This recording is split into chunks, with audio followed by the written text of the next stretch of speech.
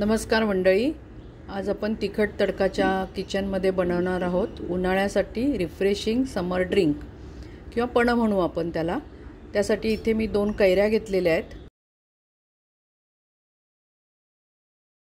आपण ह्या कैऱ्यांची सालं काढून घेतली आहेत आणि त्याला अशा चिरा देऊन त्याच्या फोडी करून घेणार आहोत।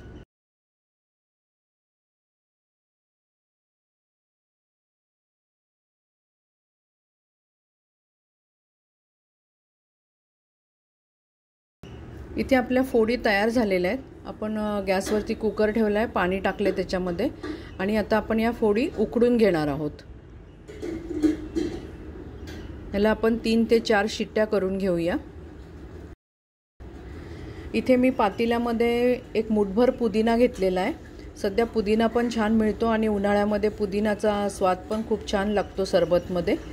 तर इथे मी हा स्वच्छ धुवून घेतलाय कारण त्याला माती खूप असते। त्याच्यासाठी आता आपण सरबतासाठी लागणारा मसाला बनवतोय।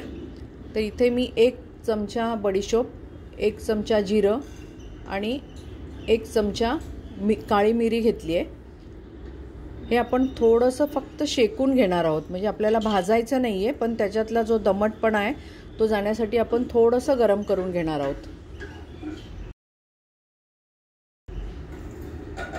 आता आपण हे भाजलेलं जे मिश्रण आहे थोडं गार होऊ देऊया आणि मग त्याची मिक्सरमधून बारीक पूड करून घ्यायची। त्याचबरोबर इकडे आपले कैरी बघा छान उकडली गेलेली आहे, चांगली स्मॅश झाली आहे, पण आता ती गरम आहे म्हणून अजून आपण थोडा वेळ तिला गार होऊ देऊ। इकडे आपण 500 ग्रॅम कैरी घेतली होती, त्याच्यासाठी आपण तेवढीच साखर घेणार आहोत 500 ग्रॅम। भांड्याचं वजन 100 आहे म्हणून ते 602 झाली आहे। 500 ग्रॅमला साधारण 3 कप साखर होती आहे, तर आपण 1.5 कप पाणी घालतोय त्याच्यासाठी। आपल्याला पाक नाही करायचा आहे, पण साखर पूर्ण विरघळून घ्यायची आणि अशी चिपचिपीट व्हायला पाहिजे, म्हणजे 1 तारीच्या आधीची जी वेळ असते तेवढा आपल्याला तो शिजवून घ्यायचा आहे।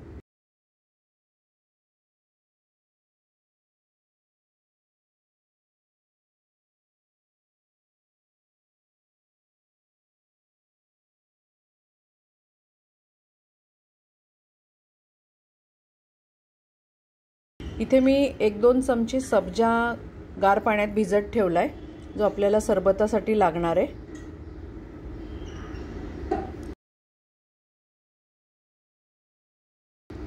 आता आपलं मिश्रण गार झालंय कैरीचं, ते आपण मिक्सरमधून बारीक वाटून घ्यायचंय। आता वाटून झाल्यावर त्याच्यातच आपण पुदिना घालतोय, काळं मीठ आणि साधं मीठ हे घालून आपल्याला परत त्याची एक चांगली पेस्ट बनवून घ्यायची आहे।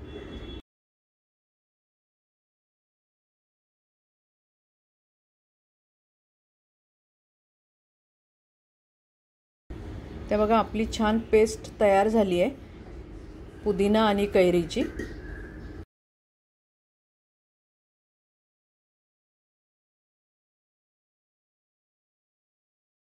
तिकडे आपला गॅसवरती साखरेचा पाक होतोय, ते आपला गॅस मी बंद केलेला आहे। साखर पूर्णपणे विरघळली आहे, 1 तार नाहीये पण थोडा चिकट झालाय, आपल्याला असाच पाहिजे। आता आपण त्यामध्ये थोडंसं 1 चमचा दूध घालतोय, म्हणजे साखरेमध्ये जे काही काळापण असेल ते निघून जाईल, मळी काढणं म्हणतो आपण ते।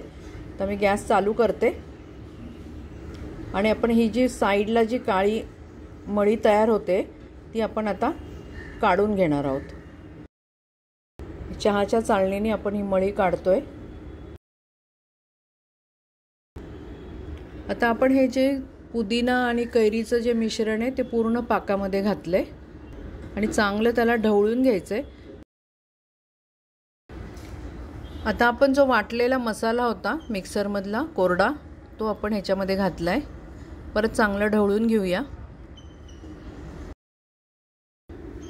आणि मिक्सरचं जे भांडं होतं आपलं ते पण आपण धुवून थोडंसं अर्धा कप पाणी त्याच्यामध्ये घातलंय। आता आपल्याला हे चांगलं शिजवून घ्यायचंय, पण त्यामध्ये घालतोय अर्धा लिंबाचा रस। हे जरी गाठी दिसत असलं तरी ते पूर्ण शिजून जाणार आहे त्याच्यामध्ये। याआधी पण मी कैरीचं पण दाखवलेलं आहे, ते फक्त कैरीचं होतं। आता हे कैरी आणि पुदिनाचं आहे, उन्हाळ्यामध्ये खूपच चांगला पुदिना आणि कैरी मिश्रण बघा घट्ट होत चाललंय. आता ते गार झाल्यावर अजून घट्ट होईल.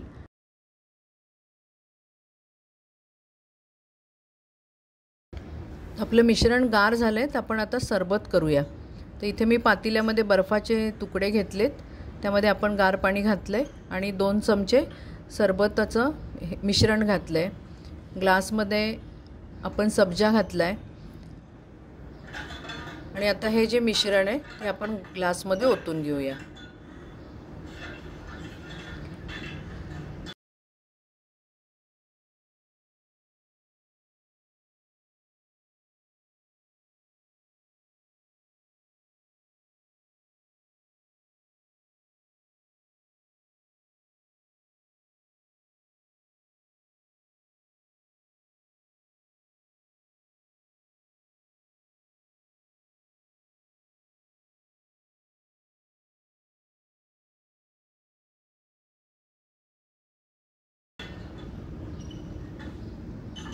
अतिशय सुंदर बनलंय हे मिश्रण. तुम्ही नक्की करून बघा.